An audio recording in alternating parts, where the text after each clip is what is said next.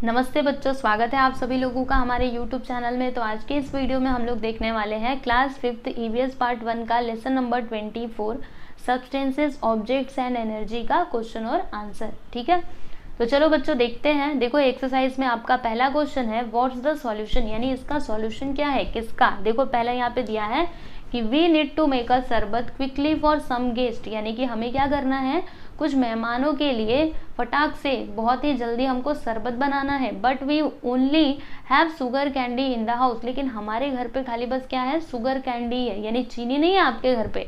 आपके घर पे मिश्री है। मिश्री आपने देखा ना, वो थोड़ा उसके दाने बड़े बड़े होते हैं। ठीक है, और सुनो याद रखना, आपको जल्दी से शरबत बनाना है गेस्ट के लिए। तो फिर आप क्या करोगे ऐसे सिचुएशन में, आपको क्या करना चाहिए। तो देखो बच्चों यहाँ पे इसका सॉल्यूशन लिखा हुआ है कि we can pound sugar candy into fine powder, यानी हम लोग एक काम कर सकते हैं ना, जो वो शुगर कैंडी है उसको पीस करके आप एकदम से पतला पाउडर बना लो। और when the powder is fine, जब पाउडर कैसा होगा, फाइन होगा, एकदम पतला होगा, it will quickly dissolve in water, ये बहुत ही जल्दी वाटर के अंदर डिजोल्व हो जाएगा। देयरफॉर वी कैन मेक शरबत क्विकली, और इस तरीके से हम लोग फटाक से शरबत बना सकते हैं। समझ गए ना। तो कभी आपके घर पे ऐसे सिचुएशन आए तो आप लोग ऐसे ही कीजिएगा। नेक्स्ट है यहाँ पे कि we need to rub salt on a corn cob but only salt crystals are available. देखो बच्चों, आप लोगों ने कभी मक्का देखा है, मक्का तो खाया ही होगा सभी ने, भुट्टा। ठीक है, तो आपको क्या करना है ना, भुट्टे के ऊपर नमक को रगड़ना है। ठीक है, नमक लगा करके हम लोग खाते हैं ना भुट्टा, तो वैसा आपको नमक, वो उसके ऊपर ये भुट्टा है समझ लो। ठीक है, तो अभी इस पे आपको क्या करना है बच्चों, नमक लगाना है, नमक लगा करके खाना है। लेकिन अब सुनो यहाँ पे प्रॉब्लम क्या है कि आपके घर पे सॉल्ट नहीं है, आपके घर पे खाली बस सॉल्ट क्रिस्टल्स है। सॉल्ट क्रिस्टल्स मतलब क्या, जो नमक के दाने होते हैं ना बड़े बड़े, ठीक है, तो वो है आपके घर पे। अब आप क्या करोगे, कैसे आप नमक को वो भुट्टे पे लगाओगे और कैसे खाओगे। तो देखो बच्चों, इसका आंसर यहाँ पे दिया गया है कि we can pound salt crystals, मतलब जो सॉल्ट क्रिस्टल्स है ना, हम उसको पीस सकते हैं, पीस करके पाउडर बना सकते हैं। ठीक है, कैसे पीस सकते हो आप लोग, या तो जैसे आपके घर पे कई सारे, जैसे कि मैं आपको बताती हूँ, देखो मिक्सर ग्राइंडर होगा, आप उसमें भी पीस सकते हो। ठीक है, या फिर आपके घर पे वो सिलबट्टा आपने सुना होगा, सुना है ना, उस पर भी आप उसको पीस सकते हो। ठीक है, तो पीस करके उसका पाउडर बना लीजिए और फिर उस पाउडर को आराम से आप भुट्टे पे लगाइए और मस्ती से खाइए। ठीक है, तो ये है इसका सॉल्यूशन।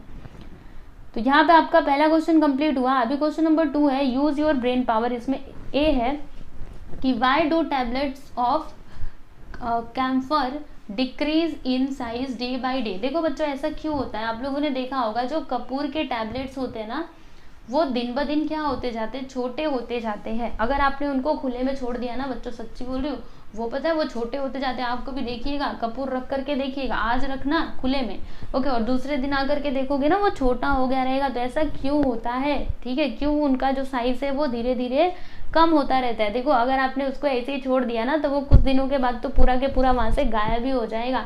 ऐसा क्यों, क्योंकि जो कपूर होता है ना वो उड़ता है, वो डायरेक्टली सॉलिड से गैस में चेंज होकर के उड़ जाता है। ठीक है, तो देखो यहाँ पे हमने इसका आंसर लिखा है कि tablets of camphor are in solid state. Camphor has a property to turn into gaseous state directly from a solid state, यानी इसकी प्रॉपर्टी होती है, कैसी प्रॉपर्टी होती है, ये सॉलिड स्टेट से डायरेक्ट गैस में चेंज हो सकता है।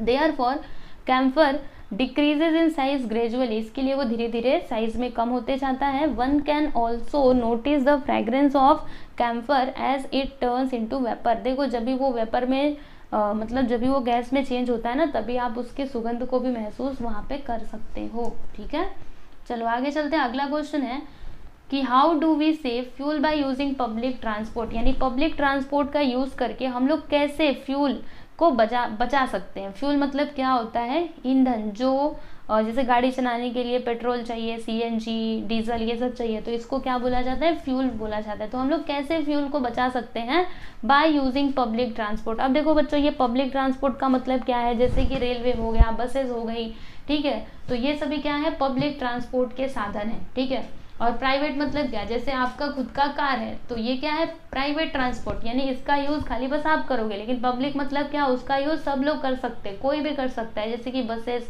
ट्रेन वगैरह हो गई ये। ठीक है, तो हम लोग कैसे सेव कर सकते हैं। देखो बच्चों, आपको ये क्वेश्चन मतलब पढ़ने के पहले आपको मैं समझा दूं। देखो बच्चों, पब्लिक ट्रांसपोर्ट की हेल्प से ना हम लोग फ्यूल को सेव कर सकते हैं। कैसे सेव कर सकते हैं आपको समझाती हूँ।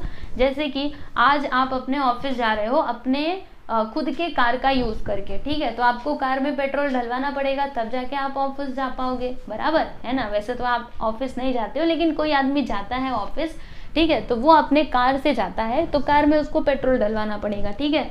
अब सोचो उसने क्या सोचा कि मैं क्या करूँगा, मैं ना बस से जाया करूँगा, ठीक है। तो जब वो बस से जाएगा तो उसका जो पेट्रोल वो अपने कार में डलवाता था, अब उसको नहीं डलवाना पड़ेगा, मतलब वो कम हुआ ना। तो हमने क्या किया, जो फ्यूल है उसको सेव किया ना पब्लिक ट्रांसपोर्ट का यूज़ करके। अब वो पहले वो कैसे जाता था, पहले वो अपनी कार से जाता था, लेकिन अब वो बस से जाता है, यानी उसने क्या किया, उसने फ्यूल को सेव करने में मदद की। समझ में बात आई आपको। तो बस यहाँ पे वही चीज़ लिखी हुई है, पढ़ लीजिए इसको एक बार। देखो क्या लिखा है कि each automobile vehicle needs fuel either in the form of petrol, diesel or CNG. If all the people use a separate vehicle, the amount of fuel consumed would be much more. If many people start using a public transport, the fuel consumption would be reduced. A single bus or train can carry many people and thus it can save a lots of fuel. है सही बात है ना। जैसे कि जो बस है उसमें बहुत सारे लोग जा सकते हैं एक ही खर्चे में, लेकिन जब सब लोग अपनी अपनी कार लेकर के जाएंगे तो उतना फ्यूल का भी तो खर्चा लगेगा ना। इसीलिए हमें जहाँ तक संभव हो पब्लिक ट्रांसपोर्ट का यूज़ करना चाहिए, ठीक है, बजाय प्राइवेट ट्रांसपोर्ट के, ठीक है बच्चों। तो आप लोग ज़रूर इसको ध्यान में रखिएगा। नेक्स्ट क्वेश्चन देखते हैं, आंसर द फॉलोइंग क्वेश्चंस। अभी यहाँ पे जो क्वेश्चंस दिए गए इनके आंसर आपको लिखने हैं। तो पहला क्वेश्चन है कि when and why do clothes smell of naphthalene. देखो बच्चों आपने नेप्थालिन बॉल्स देखे होंगे जो कपड़े में, मतलब जब भी कपड़ा रखते हैं ना तो उसको रख दिया जाता है, ठीक है। तो यहाँ पे क्या बोला है कि व्हेन एंड व्हाई, मतलब कब और क्यों जो आपके क्लॉथ्स होते हैं, जो आपके कपड़े होते हैं, उनसे ना नेप्थालिन की स्मेल आती है। यानी आप लोगों ने देखा होगा गोली, फिनाइल की गोली उसको भी बोलते हैं हिंदी में, ठीक है। तो उसको कपड़े में रख दिया जाता है, तो उसकी सुगंध कब आती है, क्यों आती है।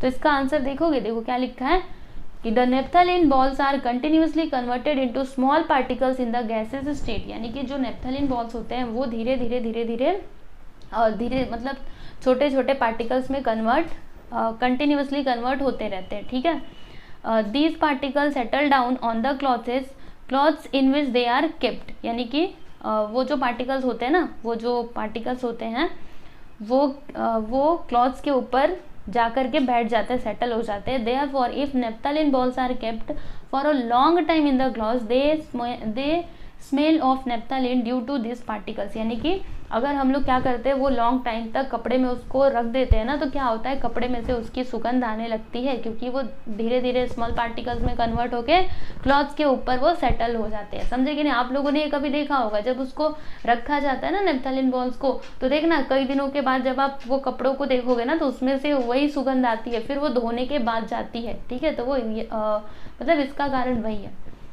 चलिए आगे चलते हैं। बी यहाँ पे है, ये देखो हम कहाँ पे आ गए, कहाँ थे हम, यस बी।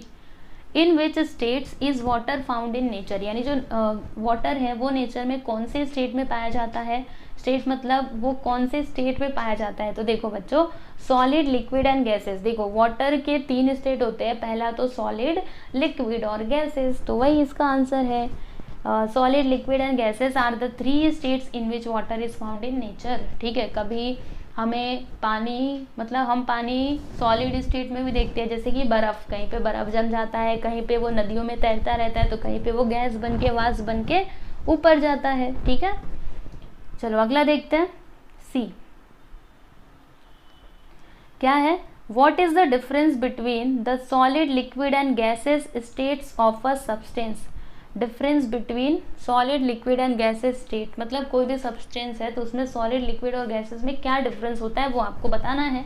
तो देख लीजिए, हमने इसका आंसर लिखा हुआ है कि the arrangement of the particles in different states of a substance are different. In solid state the particles are closely packed. मतलब सॉलिड स्टेट में क्या होता है, जो पार्टिकल्स होते हैं ना उस सब्सटेंस के, वो एकदम से पास में रहते हैं। और लिक्विड स्टेट में क्या होता है, the particles are slightly away, मतलब थोड़े थोड़े वो एक दूसरे से अलग हो जाते हैं। जैसे पानी का ही ले लो ना, जब वो बर्फ बनता है तो सब एक मतलब सब एकदम से इकट्ठा हो जाते हैं, लेकिन पानी नहीं, सॉरी, जब वो बर्फ बनता है तो सब एकदम से जो छोटे छोटे पार्टिकल्स होते हैं सब इकट्ठा हो जाते हैं, लेकिन जब वो लिक्विड में आ जाता है तो वो थोड़े थोड़े दूर दूर हो जाते हैं, ठीक है। और गैसेस में क्या होता है, देखो क्या लिखा है, while in gases state they are not in contact, मतलब गैसेस स्टेट में क्या होता है, वो कॉन्टेक्ट में ही नहीं रहते एक दूसरे के, और फ्रीली वो मतलब फ्रीली ऐसे घूमते रहते हैं, ठीक है।